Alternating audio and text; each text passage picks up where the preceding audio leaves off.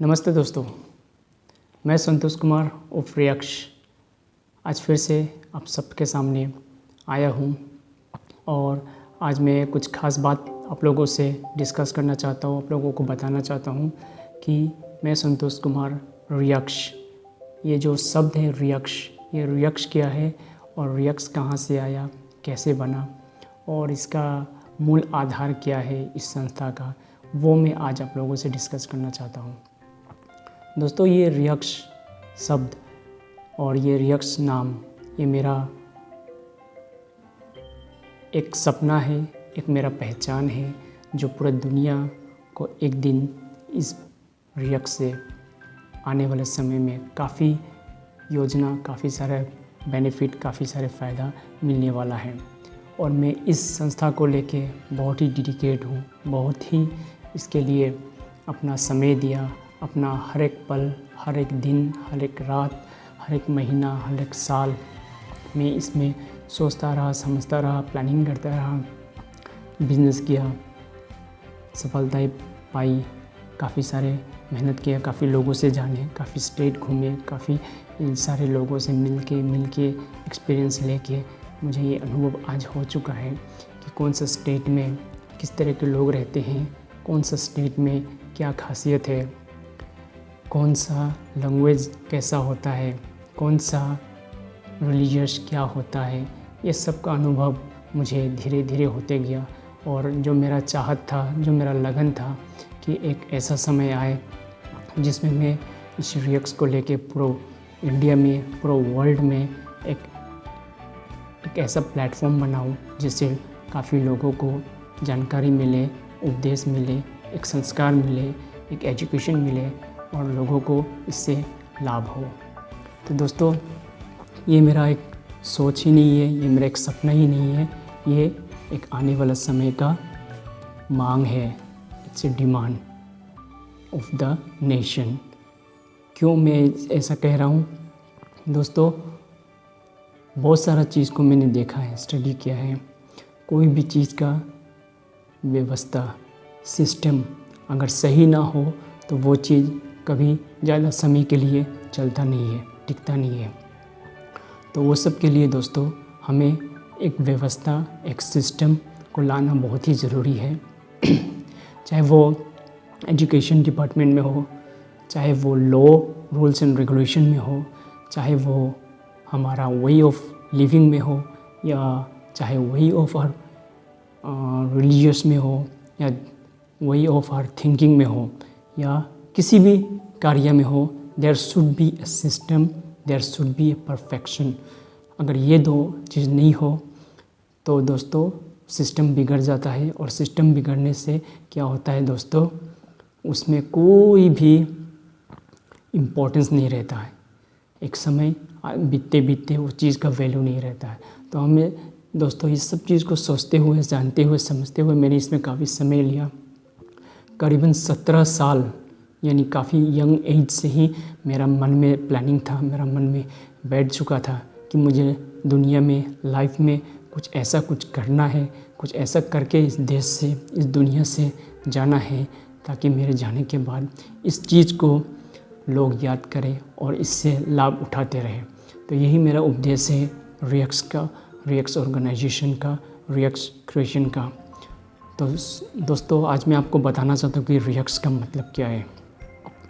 दोस्तों, रियक्ष का स्पेलिंग होता है HRIASK,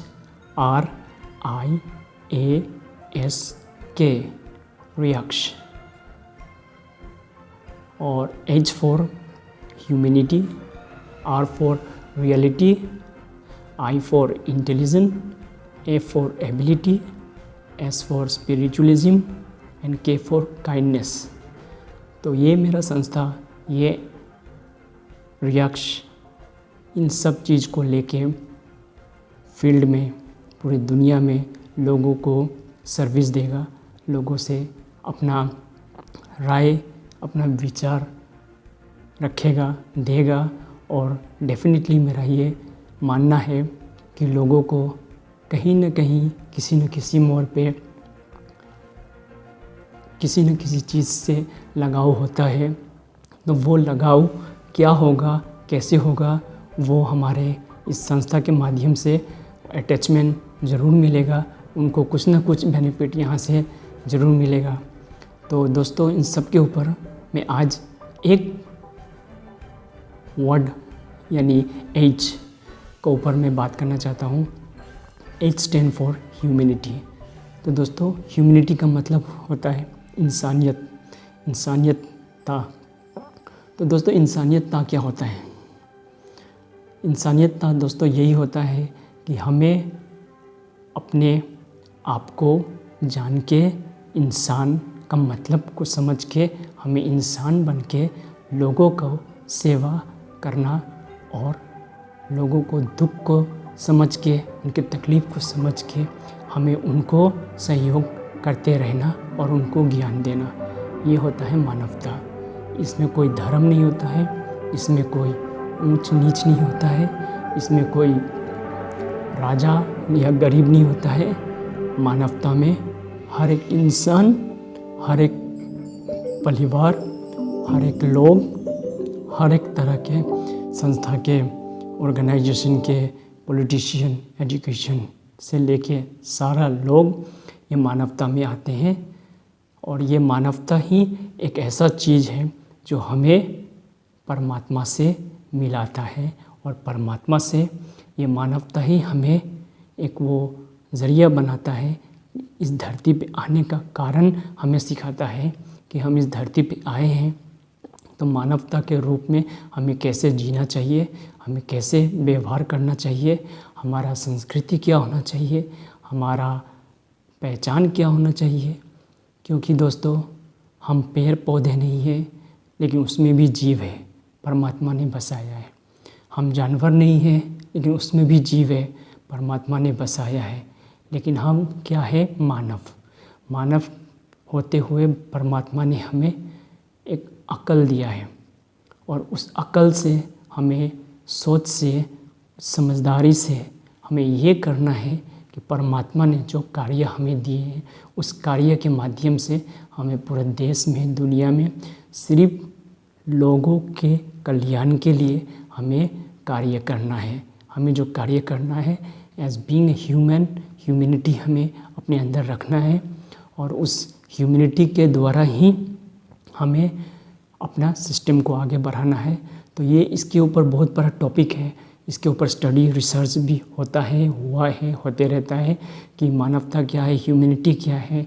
एक्चुअल में हमें वो मानवता को अपने अंदर ही जगाना है, अपने अंदर से ही उस मानवता को निकाल के हमें एक ऐसा एग्जाम्पल बनना है कि लोग कहे कि या this is a man, this is a great man, this is a perfect, this is a perfection. ये सब देख के हम लोग अपने अंदर में उस इंसान को हम लोग क्या करते हैं? अपना आइडल बनाते हैं, अपना हीरो बनाते हैं, और उसका कॉपी करते हैं, डुप्लीकेसी करते हैं। तो ऐसा क्यों करते हैं? क्योंकि हमें कुछ ना कुछ उसमें अच्छा ही दिखता है। तो दोस्तों, हमारे अंदर बहुत सारी क्वालिटी होते हैं, बहुत सारी अच्छाई होती है, लेकिन जैसे ही हम इस दुनिया में आते हैं हम एक नेगेटिव वाइब्रेशन में इन्वॉल्व हो जाते हैं।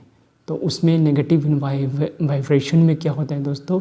जितना भी हमारी अच्छाई या अच्छा गुण होता है उसमें से अधिकतर सब दब जाते हैं, मतलब छुप जाते हैं। वो हमारे अंदर ही रहता है लेकिन दब जाते हैं, जो हम उसको बाहर नहीं पाते।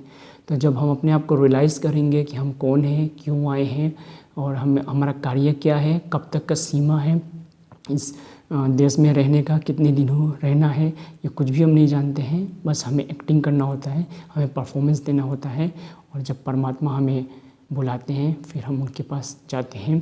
तो परमात्मा से मिलने के बीच तक का जो कार्य है, जो हमारा कर्म है, वो हमारा कर्म मानवता का कर्म है, और मानवता ही हमें परमात्मा से मिलाता है। तो नेक्स्ट टॉपिक में और भी बात करेंगे। आज के लिए धन्यवाद।